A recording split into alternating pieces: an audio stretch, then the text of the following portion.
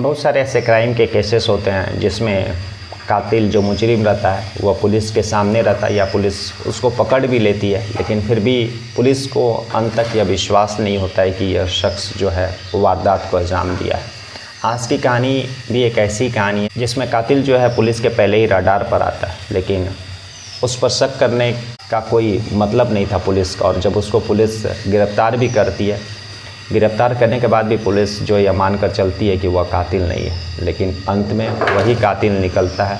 नमस्कार, मैं हरेंद्र और आज आप इस क्राइम स्टोरीज़ में ऐसे ही एक दिलचस्प कहानी सुने। दरअसल आज की कहानी जो है पटना की है। पटना में एक पाटलिपुत्र थाना लगता है और उसी पाटलिपुत्र थाना के अंतर्गत एक नेहरू नगर है, जिसमें रोड नंबर 2 में सुजाता अपार्टमेंट में एक महिला जिसका उम्र 65 वर्ष सुजाता देवी और उसके पति जो है NK श्रीवास्तव, जिनका उम्र लगभग 75 साल था, एक साथ रहा करते थे। हंसी खुशी का परिवार था और किसी चीज़ का कोई दिक्कत नहीं। 3 बेटे, तीनों उस पटना से बाहर रहते थे। एक दुबई में रहता था, एक दिल्ली में और एक दूसरे शहर में रहता था। काफ़ी अच्छे पोस्ट पर तीनों बच्चे जॉब किया करते थे। खुद NK श्रीवास्तव जो है रिटायरमेंट का लाइफ बिता रहे थे और एक अच्छे खासा अपार्टमेंट में वे लोग रहा करते थे। तभी जो है 15 अक्टूबर 2024 को जो सुजाता देवी का जो बड़ा लड़का रहता वो अपनी माँ को फ़ोन करता है। सुबह से कई दफ़ा फ़ोन कर चुका था, लेकिन उसकी माँ जो है फ़ोन नहीं उठाती है। NK श्रीवास्तव अपने पिता को फ़ोन करता है, वह भी फ़ोन नहीं उठा रहे थे। काफ़ी थका कर जब 12 बज गया और सुबह से दोपहर होने वाला था, फिर भी माँ और पिता से बातचीत जब नहीं हो पाया तब बड़े बेटा को रहा नहीं गया। वह पास के ही एक अपार्टमेंट में गार्ड काम करता था, जिसको वह जानता था, उसका नंबर उसके पास था। वो उस गार्ड को फ़ोन करता है और यह बोलता है कि तुम मेरे माता पिता से बात करवा दोगे क्या। वह गार्ड बोलता है कि ठीक है, मुझे कुछ समय दीजिए, मैं आपके घर जाता हूँ और आपके माता पिता से बात करवाता हूँ। कुछ समय के बाद जो है वह गार्ड उस सुजाता अपार्टमेंट में जाता है। उस घर में तो देखता है कि बाहर से कुंडी लगा हुआ। जब वह कुंडी खोलता और घर में आवाज़ देता है तो कोई निकलता नहीं है। वह उस घर में प्रवेश करता है और साथ में उसके फ़ोन पर लाइन पर जो है उस सुजाता देवी और NK श्रीवास्तव का बड़ा बेटा था। और जब वह घर में प्रवेश करता है तो किचन में पहुंचता है तो देखता है कि जो है सुजाता देवी का जो है शव पड़ा हुआ है। और बाकी और कमरे में जब उस घूमता है जाता है तो देखता है कि एक बेडरूम पर NK श्रीवास्तव का जो है शव पड़ा हुआ। घर में पूरा खून लहूलुहान है। काफ़ी बुरी तरह से जो है शव का हाल देख करके वह बयान नहीं कर पाता है। बस फ़ोन में इतना ही बताता है कि जो है दोनों पड़े हुए, चारों तरफ खून है।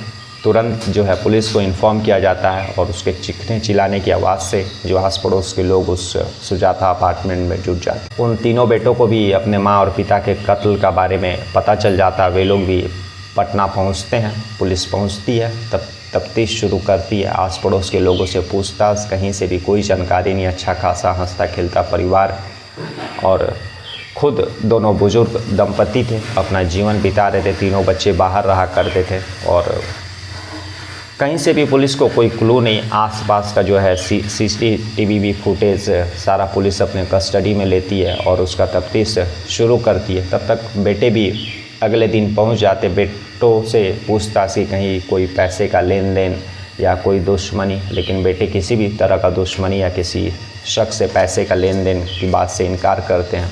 खैर, पुलिस अपना तफ्तीश आगे बढ़ाती है। तभी पुलिस को एक उसी घर से थोड़े से दूर पर एक CCTV का फुटेज मिलता है जो लगभग 9-10 सेकेंड का रहता है। और उस 9-10 सेकेंड में एक शख्स दिखाई देता है और उस शख्स का तो चेहरा दिखाई नहीं देता, ना ही उसके गाड़ी का नंबर दिखाई देता है। सिर्फ उसके बॉडी पर जो शर्ट रहता है उस शर्ट का कलर दिखाई देता है। और पुलिस उस शर्ट के कलर से उस शख्स को पहचानने का कोशिश करती है। आस पड़ोस के जो लोग रहते हैं उसको दिखाया जाता है वह फुटेज। दूसरी तरफ पुलिस जो है मौका वारदात पर और उस घर में सारा अलमीरा और बाकी कवर्ड ये सब चेक करती है। तो पुलिस यह देखती है कि जो अलमारी में जो है लगभग 2-3 लाख रुपए थे, बाकी महंगे जेवर वगैरह थे, वह सब चोरी नहीं हुए हैं। लेकिन मौका वारदात पर जो सुजाता देवी थी उसका जो है गले में जो चैन था और बाकी हाथ में अंगूठी था वह सब गायब था। तो पुलिस जो है चोरी और डकैती में भी कत्ल का होने का मामला पूरी तरह से नहीं मान रही थी, क्योंकि जब अलमारी में और कबर्ड में इतने सारे पैसे सुरक्षित मिल गए तो पुलिस को यह शक था कि जो है कत्ल जो हुआ किसी और कारण से हुआ। लेकिन दूसरी तरफ सुजाता देवी का मोबाइल और उसके शरीर पर जो गहने थे वह सब भी गायब थे। तो पुलिस को समझ में नहीं आ रहा था। तभी दूसरी तरफ पुलिस को जो है उस फुटेज में जो 9-10 सेकेंड का फुटेज रहता उसमें जो एक शख्स का पुलिस को आधे अधूरे तौर पर दिखाई दिया था। पुलिस को यह पता चलता है कि जो शख्स उस कैमरे का सीसीटीवी फुटेज में जो कैद हुआ है वह अमित नाम का शख्स है और नेहरू नगर में उसका एक किराना स्टोर है। लोगों से एड्रेस जब पुलिस पता करती है उस अमित कुमार के, उसके घर पहुंचती है, पूछताछ करती है। शुरुआत में तो अमित कुमार जो है पुलिस को गुमराह करने का कोशिश करता है। पुलिस के पास कोई क्लू भी नहीं था। वह यही जानकारी पुलिस को देता है कि मैं उन लोगों का कभी कभार जो है हेल्प करने के लिए, सेवा कर देने के लिए चल जाया करता था और नेहरू नगर में मेरा दुकान है। पुलिस भी यही मानकर चलती है कि वह सही बोल रहा है।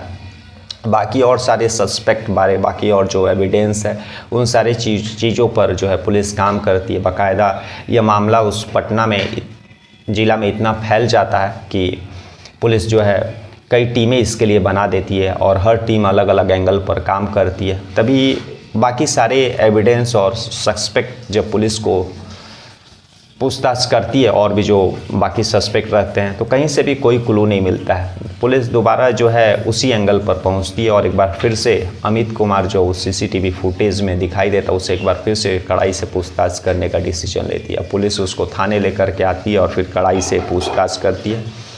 इस बार पुलिस जो है अंधेरे में तीर चलाती है और अमित कुमार को यह कहती है कि सीसीटीवी फुटेज में तुम्हारा आना और जाना सारा कैद हो चुका है, हम लोगों को वह फुटेज मिल चुका है, तुम इतने देरी अंदर क्या कर रहे थे उस घर में, उसका हम लोगों को जानकारी चाहिए।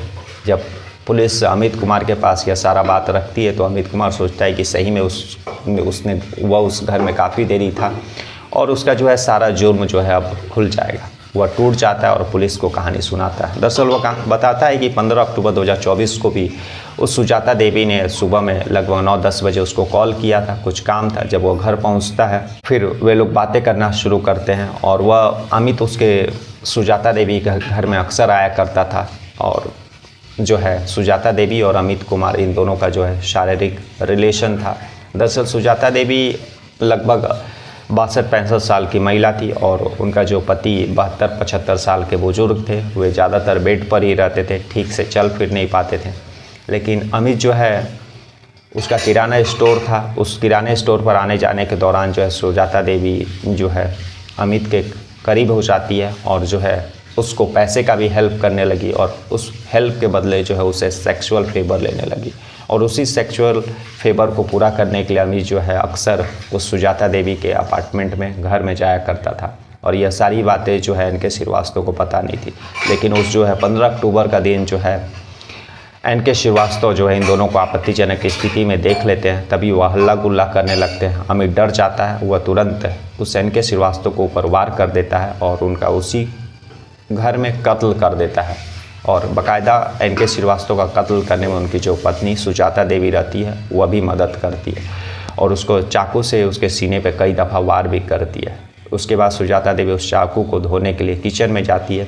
लेकिन अमित का दिमाग जो है फिर जाता है। वह सोचता है कि एन.के. श्रीवास्तव का तो कत्ल उन दोनों ने मिल करके कर दिया है, लेकिन जिस तरह से उनकी पत्नी ने बेहिचक अपने पति का कत्ल किया उसके चेहरे पर एक भी शिकन दिखाई नहीं दे रहा है, जिसके कारण जो है आगे चलकर यह मुझे भी फंसा सकती है। और अपना भेद खुलते देख अमित जो है पीछे से सुजाता देवी पर वार कर देता है। वह नीचे गिर जाती है और सामने रखे जो मसाला पीसने का जो सील होता है उसी पत्थर से जो है सुजाता देवी के माथे पर कई दफ़ा वार करता है जब तक वह मर नहीं जाती। और उसके बाद फिर जो वह कत्ल करने के बाद सुजाता देवी के शरीर पर जो भी गहने और उसका जो मोबाइल महंगा रहता है वह लेकर के वहाँ से चुपचाप निकल जाता है और वह सारे जेवर जो एक जेवरी के दुकान पर गिरवी रख देता है। लगभग 1 लाख रुपया वह जेवरी के दुकान से ले लेता है और मोबाइल फ़ोन वह बाद में यूज़ करने के लिए अपने पास सुरक्षित रख देता है, उसका सिम निकाल कर फेंक देता है। इस तरह से यह कहानी जो है यह वारदात पुलिस उद्भेदन करती है। और लेकिन शुरुआत में पुलिस जब अमित कुमार से पूछताछ की थी तो पुलिस को ज़रा भी शक नहीं हुआ था। दूसरी दफ़ा भी जब पुलिस ने अमित कुमार को उठा करके उसका एक अंधेरे में तीर चलाया और उस अंधेरे के तीर में जो अमित फंस गया, तब भी पुलिस को यह शक नहीं था कि एक 35 साल के शख्स का एक 65 साल की महिला के साथ अवैध संबंध हो सकता है। पुलिस के सामने भी जब सारा मामला उद्भेदन हुआ, अमित ने स्वीकार किया और सारा कहानी बताया, तो पुलिस वाले भी दंग रह गए। और पुलिस वाले के साथ जिस शख्स ने यह सुना, पेपर में पढ़ा, वे लोग भी विश्वास नहीं कर सके कि एक जो बुजुर्ग महिला जिसका अवैध संबंध जो है एक 35 साल के लड़के या आदमी के साथ हो, और वही महिला जिसने अपने पति का अवैध संबंध को बचाने के लिए अपने पति का कत्ल किया और फिर उसी अवैध संबंध की बलि वह खुद भी चढ़ गई।